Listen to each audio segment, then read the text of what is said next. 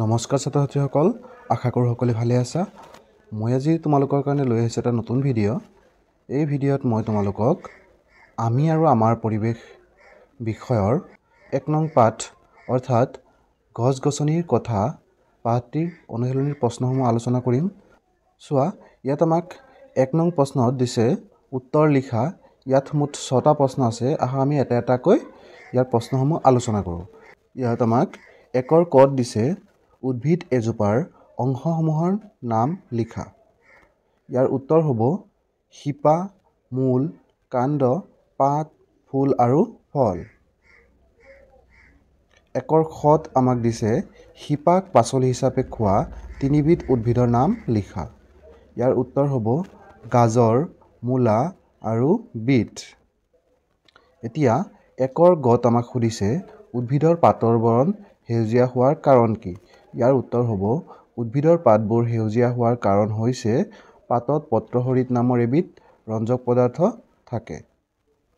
এতিয়া ১ৰ ঘত আমাক সুধিছে বছৰৰ সকলো সময়তে ফুলি থকা দুবিধ ফুলৰ নাম লিখা। ইয়াৰ উত্তৰ হ'ব জবা, গোলাপ। এতিয়া ১ৰ উঙত আমাক সুধিছে গ্ৰীষ্ম ঋতুত হোৱা ৩বিধ ফলৰ নাম লিখা। ইয়াৰ উত্তৰ হ'ব আম, লিচু, কঁঠাল।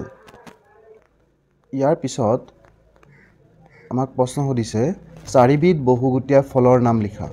ইয়াৰ উত্তৰ হ'ব কঁঠাল, ডালিম, কমলা আৰু লেটেকু।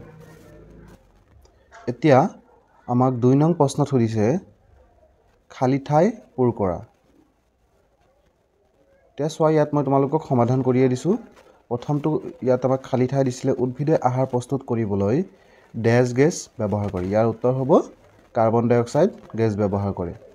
১ৰ খত আমাক সুধিছে লিচু, জলফাই আদিৰ ডেছ গুটি থাকে। ইয়াৰ উত্তৰ হ'ব এটাকৈ গুটি থাকে। ১ৰ গত আমাক সুধিছে উদ্ভিদে বায়ুমণ্ডলত ডেছ গেছ আৰু কাৰ্বন ডাই অক্সাইড গেছৰ ভাৰসাম্য ৰক্ষা কৰে।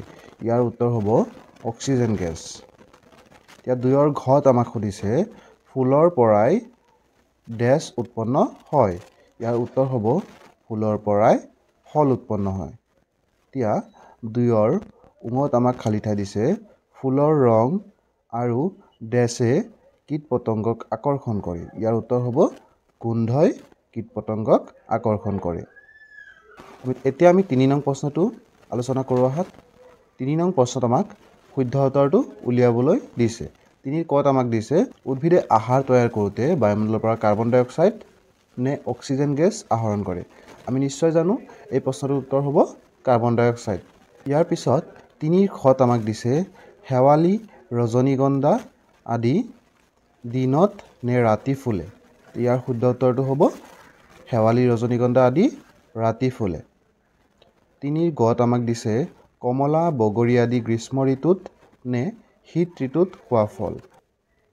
আমি নিশ্চয় জানো কমলা, বগৰী আদি শীত ঋতুত হোৱা ফল। এতিয়া আমি ৩ৰ ঘ নং প্ৰশ্নটো আলোচনা কৰোঁ। চোৱা, ইয়াত আমাক কিছু মাটি কঁঠাল, তৰমুজ আদিৰ আকাৰ সৰু নে ডাঙৰ। তোমালোকে নিশ্চয় জানা মাটি কঁঠাল, তৰমুজ আদিৰ আকাৰ ডাঙৰ।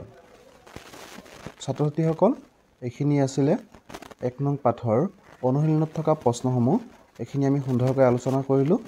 তোমালোকে নিশ্চয় এই প্ৰশ্নসমূহৰ উত্তৰসমূহ ধুনীয়াকৈ পঢ়িবা।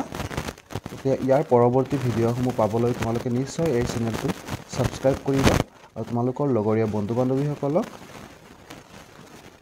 ভিডিঅ'সমূহ ধুনীয়াকৈ শ্বেয়াৰ কৰিবা। ধন্যবাদ।